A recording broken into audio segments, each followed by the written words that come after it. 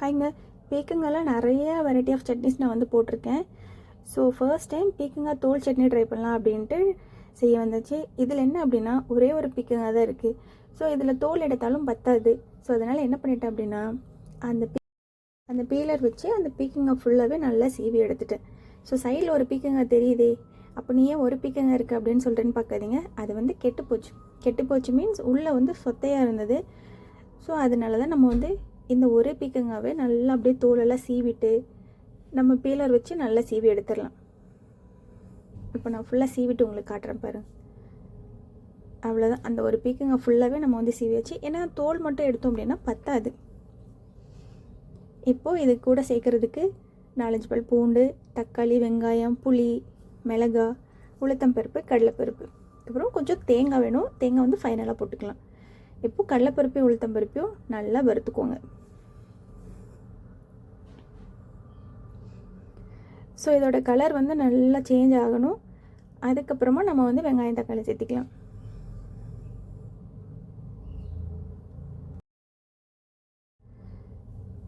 இது வெங்காயம் தக்காளி எல்லாத்தையும் மொத்தமாக சேர்த்திடுங்க. சேர்த்துட்டு நான் வந்து கொஞ்சம் புளி எடுத்துருக்கேன். சின்ன நெல்லிக்காய் சைஸ் அளவுக்கு புளி எடுத்துகிட்டு நல்லா வதக்கி விட்டுருங்க.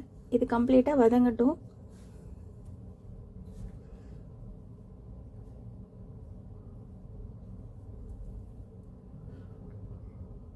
இது வதங்கும் போதே இந்த தக்காளி வெங்காயத்துக்கு மட்டும் உப்பு சேர்த்திக்கோங்க. ஏன்னா நம்ம பீக்கங்காய் தோலும் சேர்க்கும் போது உப்பு வந்து ஃபைனலாக அட்ஜஸ்ட் பண்ணி சேர்த்திக்கோங்க.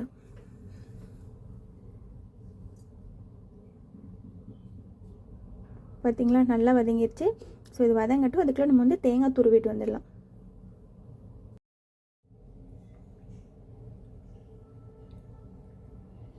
ஸோ இப்போ நல்லா வதங்கிடுச்சு. இப்போ நம்ம சீவி வச்சுருக்கோம் இல்லையா அந்த பீக்கங்காய், அதை வந்து உள்ளே சேர்த்திடலாம். இது இப்படியே நீளமாக சேர்க்கணுமா அப்படின்லாம் அவசியம் இல்லை. நீங்கள் முடிஞ்சால் குட்டி குட்டியாக கூட கட் பண்ணிக்கலாம். பட் பார்க்குறதுக்கு அழகாக இருக்கே அப்படின்னு நான் வந்து அப்படியே சேர்த்திருக்கேன். நீங்கள் வேணாம் அப்படின்னா நல்லா பொடியாக கூட கட் பண்ணிக்கோங்க. அவ்வளோதான். இது எல்லாத்தையும் ஒன்றா சேர்த்து நல்லா வதங்கணும். இது வந்து பீக்கங்காய் வந்து நல்லா வதங்கினா தான் அந்த பச்சை ஸ்மெல் இல்லாமல் இருக்கும். ஸோ அதனால் நல்லா வதக்கி விட்டுருங்க. இதை அப்படியே சிம்மில் வச்சு மூடி போட்டு வேக வச்சுருங்க. அது நல்லா வதங்கி அதோட கலரே நல்லா சேஞ்ச் ஆகும். அதுக்கப்புறமா நம்ம வந்து இறக்கிடலாம்.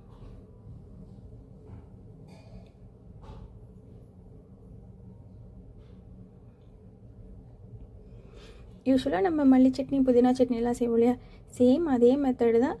பட் என்ன அப்படின்னா இந்த பீக்கங்காயோட தோல் வந்து வதங்கிறதுக்கு லைட்டாக கொஞ்சம் லேட் ஆகுது, அவ்வளோதான்.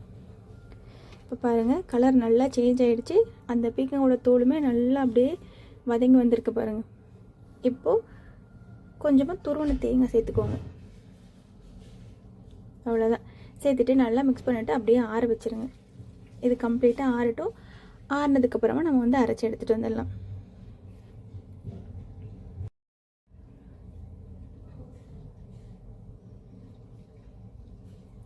இப்போ அரைக்கும் போது உப்பு வந்து கரெக்டாக இருக்குது அப்படிங்கிறத செக் பண்ணி பார்த்துட்டு போட்டுக்கோங்க. ஏன்னா நம்ம வெங்காயத்துக்கு மட்டும்தான் போட்டிருக்கோம். இப்போ உப்பு சேர்த்துட்டு நல்லா அரைச்சி எடுத்துகிட்டு வந்துடுங்க. பார்த்திங்களா, இந்தளவுக்கு. இதுக்கு தாளிப்பு வேண்டாம். வேணும் அப்படின்னா நீங்கள் வந்து தாளிப்பு சேர்த்திக்கோங்க. அவ்வளோதான், சட்னி ரெடி.